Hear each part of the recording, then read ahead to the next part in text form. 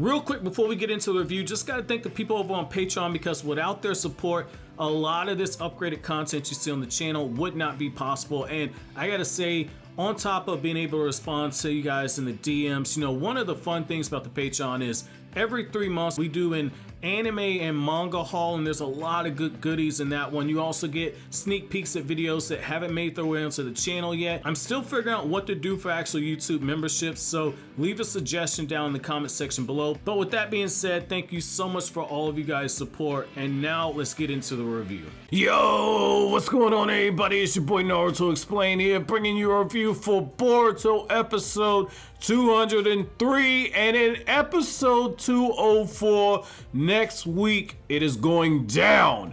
Naruto and Sasuke versus Jigen, but this episode right here did give you a good precursor to the actual fight, because we had Naruto and Konohamaru going up against Jigen, and there's a lot to actually look at during that short sequence that we had during that actual battle. Gotta say that right there. Very pleasantly surprised with some of the extra additions that were actually made to the anime to flesh that out even further. And based on the next episode preview, some of the stuff that people were complaining about when the manga came out, when Naruto and Sasuke versus Jigen took place, one of the big complaints that a lot of people had was like, yo, how come Naruto's not using more than 3 shadow clones, like I explained at the time, and you're seeing it in the anime now. That's what happens when you have a mangaka who is a little limited. I'm not hating on the guy, I'm just giving you an honest to God critique. The guy does not maximize his panels. When the anime does it, they have that wide shot,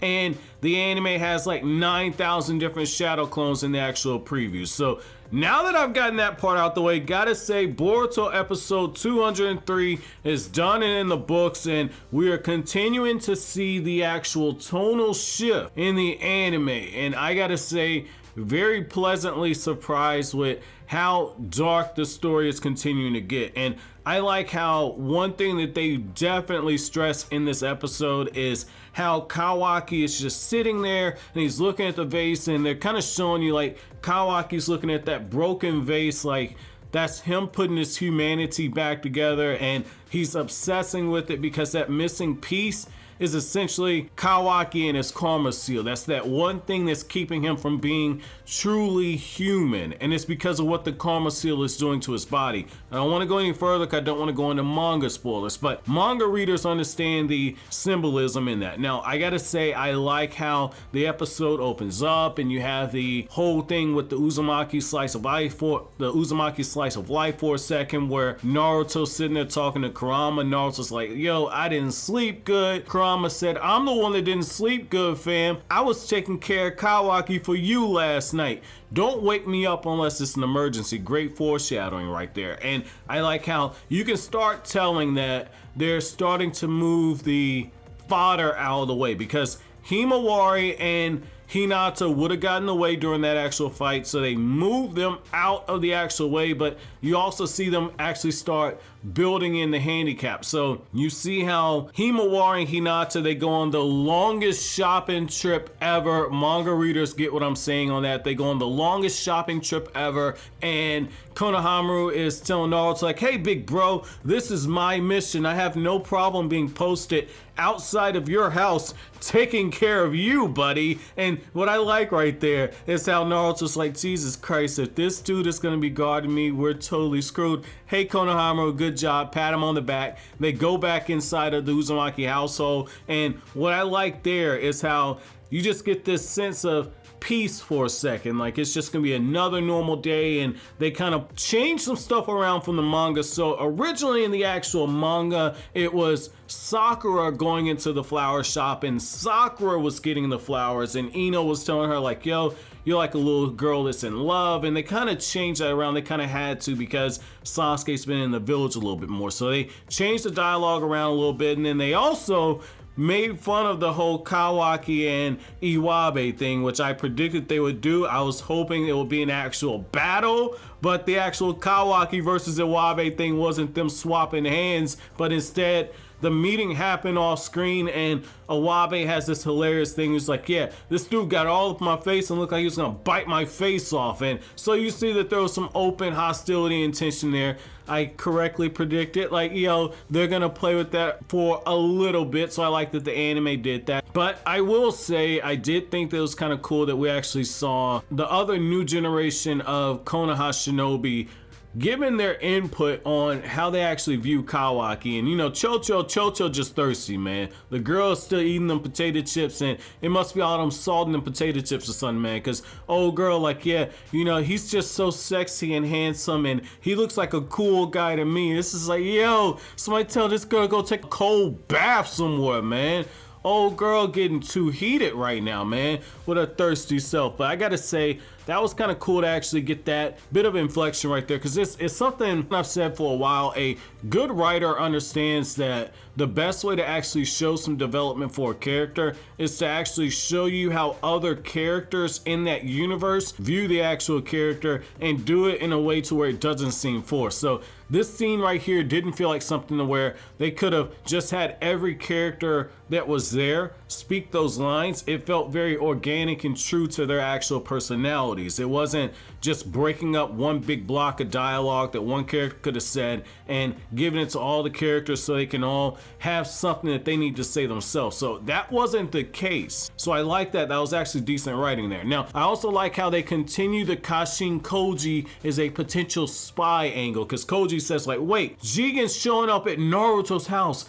How in the world is this happening? Is this mission to retrieve the vessel? He could do this all along. Why would he do this? Oh snap, this is actually to look at my motive. So they're kind of strongly hinting at this point, like, yo, Kashin Koji is the actual spy. And when Jigen looks over, he sees that toad on the wall, and Koji's like, yo, hold on a second. He gets that toad out of there. Now, I gotta say, when it comes to Jigen just showing up, I thought the music was on point. I thought the lead into it was really good, because you see how Ino is just damn near brought to her knees once she senses Jigen pop up. And to put this in perspective for you, this is Ino. She's already sensed things like the 10 Tails from the 4th Great Ninja War. She's already sensed 10 Tails Obito. Ino senses Jigen in his base form without using karma. And this girl is straight freaking out at this point, man. Like, the manga did it a little bit better in terms of the expressions. I will say that the anime kind of dropped the ball on that part, but you still got the point. Ino says, what is this sinister chakra? And Ino's too shook to even notify Naruto. That's letting you know right there, like, yo, it's about to go down right here.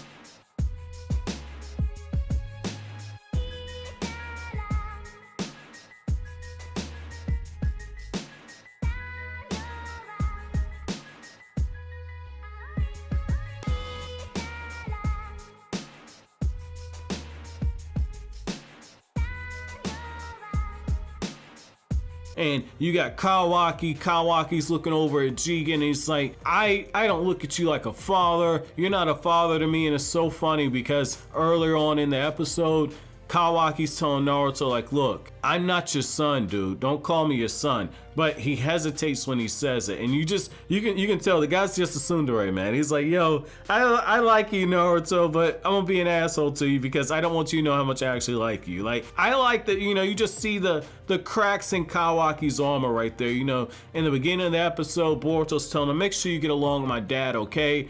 Boruto's smiling at him, and Kawaki's like, what am I, a kid? And it's like, yeah, you're a kid. Like, if you're a few years older than Boruto, that means that you're 14, 15 years old, somewhere around there, which means that you're still a kid. So I like that right there, that you're seeing just the way that character is beginning to actually break down and assimilate. And just as he gets used to everything, that rug is pulled out from underneath him.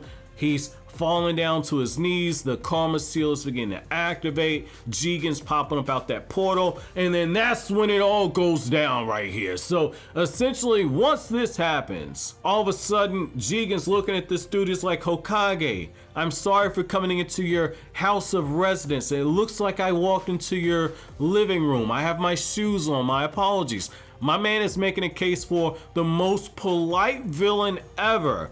My man's like, Naruto, I apologize for knocking over the cushions, but you might want to leave them on the ground somewhere because I'm about to go in with no lube and you might need some padding. And what I like right there is the fact that before Naruto can do anything, Jigen just immediately just two pieces this dude with the chakra receivers. And Naruto is just like, where'd your brain go? Naruto's like, what's going on with these chakra receivers? Why are they absorbing my energy? It's like, yeah, you should have some use to that. That should be your sign right there that you're dealing with somebody pretty freaking awesome. But what I like right here is how, as Naruto's pinned down, Jigen's just giving Kawaki the talk no jutsu, and he's like, look, you know where you came from. That arm that dude gave you, he's the Hokage. He's gonna protect his village before anything else, fam. That arm's just a spy on you. It's no different than the karma seal. As long as you got that karma, you can't escape me. Kawaki's telling him, he's like, man, take this damn karma seal off of me. I don't want anything to be doing with you anymore. What I gotta say though is how when Naruto's pinned down and Naruto's just bleeding out, so disrespectful. So disrespectful. My man's bleeding out all over the yard, man. Like, if that would have happened, Hinata would have got flashbacks. She would have saw Naruto with all those black rods inside of him, and then she would have said, hey Jigen, I'm the expert at taking those black rods, baby. Come get you some. And then Hinata would have did her tumble through the air whirlwind no jutsu, and then Jigen would have penetrated Hinata too. I like how Konohamaru and that Jonin, they come running in, and at this point you see not all Jonin are built the same. Okay, so the first Jonin that's just sitting there, Jigen shows up, teleports between the two of them. I'm only saying teleport, I don't want to give away what Jigen's ability is, but Jigen teleports right in between Konohamaru and that other shinobi, and you see how just as Naruto got the brakes kicked out of him, and then he got hit with that two-piece combo where he's kicked and then he's hit with the chakra receivers, that other Jonin, after Naruto tells him to stay away,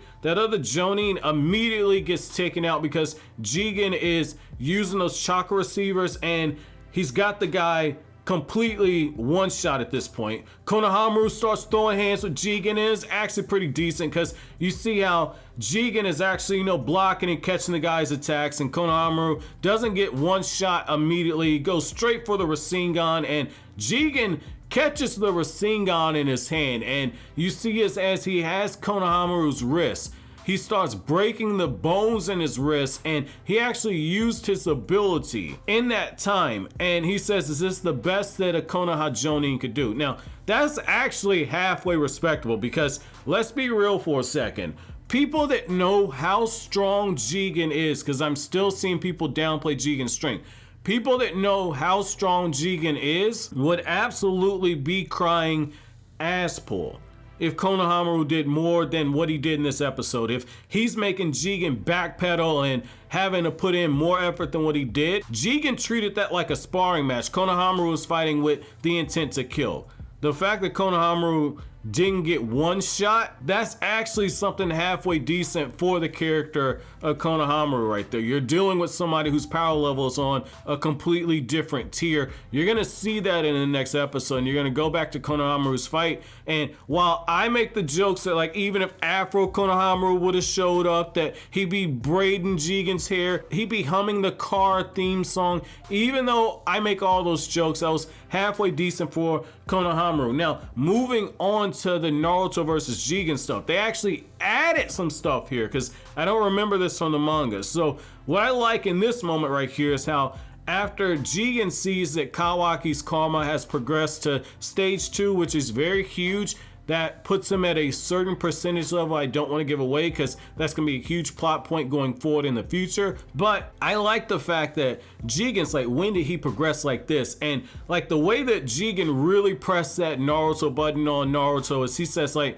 I'm so disappointed Boruto wasn't here. And that's when Naruto loses it. Kurama starts giving this dude the chakra. He's using the chakra to bust out those chakra receivers. Naruto immediately just drop kicks this dude. Like, matter of fact, he don't even drop kick Jigen. This is the best way to put it. So if you're familiar with Attitude Era Wrestling, okay, so this is the 1990s WWE. Naruto hit Jigen with that sweet chin music, the way that Shawn Michaels would come out of nowhere, hit you with that sweet chin music, or for newer wrestling fans, the way that Randy Orton would just hit that RKO out of nowhere. That's what Naruto did to Jigen, but it was a sweet chin music. And what I like right there is how Jigen says, okay, you really gonna get on my bad side right now. And you see a quick taijutsu barrage, and you quickly see Naruto's getting overwhelmed. And Naruto's being knocked all the way up against the wall of the Hokage residence on that perimeter. The crack is there. Jigen is shooting those chakra rods, and then Jigen does the one thing that it took Delta well into a fight to actually do, which is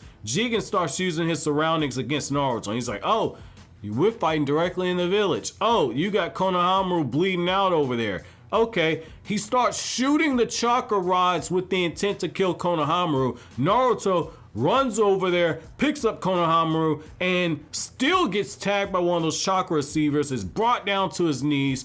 He rips out the chakra receiver. Jigen gets behind this dude, yeets this dude one more time, sends Naruto flying because he just rocked this man's stuff. And what I like right there is how Naruto is getting ready to go at Jigen again, and then that's when Kurama says, like, hey, you can't just use taijutsu against this dude. This guy is a whole different monster compared to Delta. And Naruto says what I've been screaming when it comes to a Delta fight. Naruto had to constrain himself and keep the destructive impact of his abilities down to a minimum while also using higher level jutsu, which that shows a lot for Naruto's chakra control, because part 1 and hell, most of Shippuden Naruto couldn't have actually done that. But the other side of that is that he also needs more energy to be able to do that. And so you see how Naruto in this moment's like, I can't use a big attack here, because it's not like when they were over there at the Hokage residence and they got all those acres between them